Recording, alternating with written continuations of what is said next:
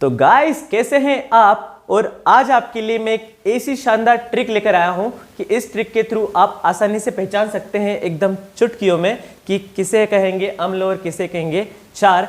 क्योंकि आप अगर कॉम्पिटिटिव एग्जाम के स्टूडेंट्स हैं, आपने इस बात को जरूर फेस किया होगा कि जब आप कॉम्पिटिटिव एग्जाम जैसे कि नीट या फिर जेई एम्स वगैरह की जब एग्जाम देने जाते हैं तो आपको कुछ एग्जाम्पल्स दे दिए जाते हैं क्वेश्चंस में और पहचानना होता है कि पहचानिए इनमें से अम्ल कौन सा है और क्षार कौन सा है। तो इतने सारे एग्जाम्पल कैसे याद होंगे, तो आज हम उसी बात पर डिस्कस करने वाले हैं कि आप एसिड और बेस को किस तरीके से फॉर्मूले को देखकर ही पहचान पाएं। तो शुरू करते हैं कि कैसे आप पहचानेंगे। तो सबसे पहले हम उस ट्रिक को सीखेंगे जिसमें हम अम्ल को पहचानना सीखेंगे कि किस तरीके से आप सूत्र में से डायरेक्ट अम्ल को पहचान पाएंगे। तो उसके लिए मैंने सारे के सारे उदाहरण यानी कि एग्जाम्पल पहले ही बोर्ड पे लिख दिए हैं। आपको गोल गोल सर्कल में सारे एग्जाम्पल दिख रहे होंगे, जैसे कि HBr है, HF है, H2O है, H3PO4, इधर से C2H5 COOH। तो इन सारे सूत्रों में किस तरीके से आप ट्रिक लगा पाए कि आपको पता चल जाए कि इनमें से कौन सा अम्ल है और कौन सा क्षार है। तो हम सबसे पहले इस लाइन में देखते हैं। इस लाइन में आपको जो फॉर्मूले दिख रहे हैं उन सभी में आप आगे देखिए कि जिन भी सूत्रों में आपको आगे हाइड्रोजन लगा हुआ दिख जाए, जी हाँ ध्यान से सुनिएगा, जिन भी सूत्रों में अगर आपको शुरू में ही हाइड्रोजन लगा हुआ दिख जाए तो वो सभी आपके लिए अम्ल होंगे। जैसे कि यहाँ पर ब्रोमीन के साथ हाइड्रोजन लगा है यानी कि हाइड्रोजन ब्रोमाइड है। तो बाकी के नीचे के एग्जाम्पल को भी आप देख सकते हैं, यानी कि सभी के आगे हाइड्रोजन लगा है तो ये जो है ये सारे के सारे अम्ल है। अब यहाँ पर देखिए H2O तो हम जल को कहते हैं और जल तो ना ही अम्ल में आता है और ना ही क्षार में। तो यहाँ पर आपको कुछ अपवाद मिलेंगे, तो अपवादों के ऊपर हम डिस्कस करेंगे तो हमारा बहुत ज़्यादा टाइम बर्बाद हो जाएगा और अपवाद वैसे भी बहुत कम आते हैं।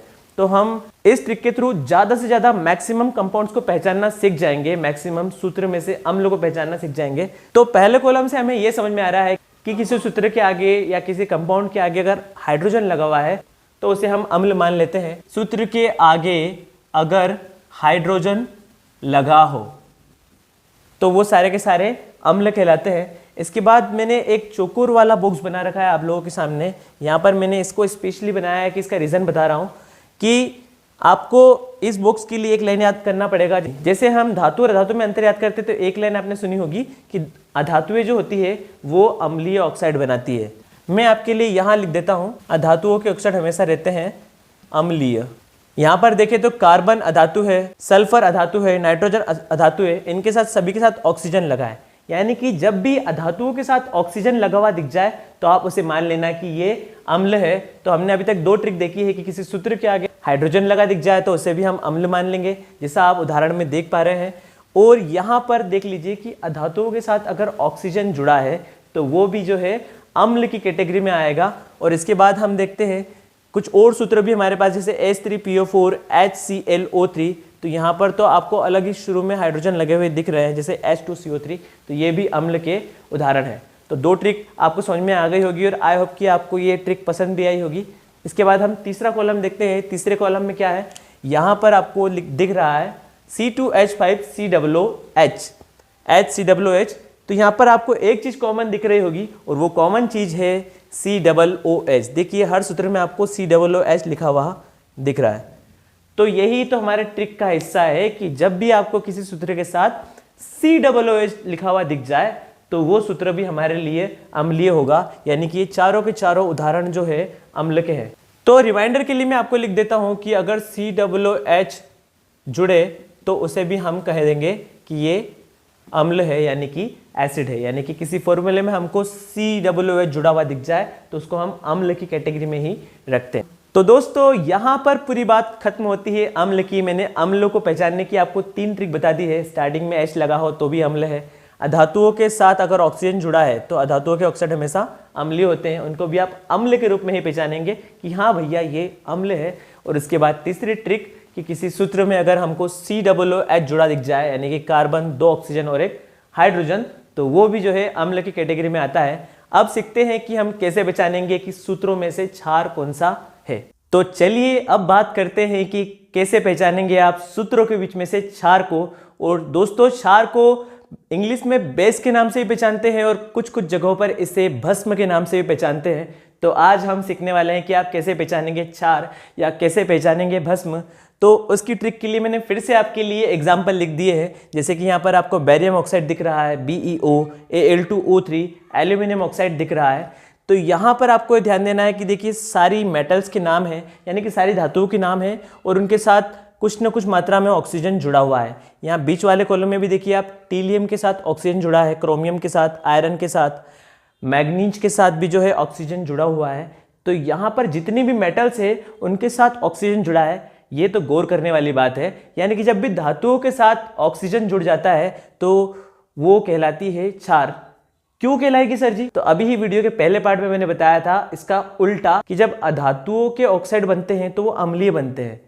तो यहाँ पर अधातुओं का उल्टा बताना है कि जब धातुओं के ऑक्साइड बनेंगे वो क्षारीय बनेंगे। कंफ्यूज होने की जरूरत नहीं है, मैं आपके लिए लिखकर बताता हूँ कि जब भी धातु रहेगी और उसके जो ऑक्साइड बनेंगे वो ऑक्साइड हमेशा रहेंगे क्षारीय, यानी कि भस्म रूप वाले रहेंगे, जिसको हम बेस के नाम से जानते हैं। तो धातुओं के ऑक्साइड हमेशा क्षारीय होते हैं। यहाँ पर आपको एग्जाम्पल में सभी जगह दिख रहे हैं, जैसे Fe2O3, तो ये क्षार का एग्जाम्पल है। तो यहाँ पर 2 कॉलम में आपको इतना ही बताया गया है कि आप अगर किसी मेटल के साथ, किसी धातु के साथ ऑक्साइड देख लेते हैं तो उसे आप क्षारीय घोषित कर सकते हैं, यानी कि वो क्षार का उदाहरण है। अब तीसरा कॉलम मैं आपको बताना चाहूँगा। इस कॉलम में आप देखिए कि पहले लिखा क्या है, कैल्शियम के साथ OH का ब्रैकेट लगा के 2 लिखा है, इसको हम होल ट्वाइस पढ़ते हैं। तो कैल्शियम हाइड्रोक्साइड हो गया, लिथियम हाइड्रोक्साइड, पोटेशियम हाइड्रोक्साइड।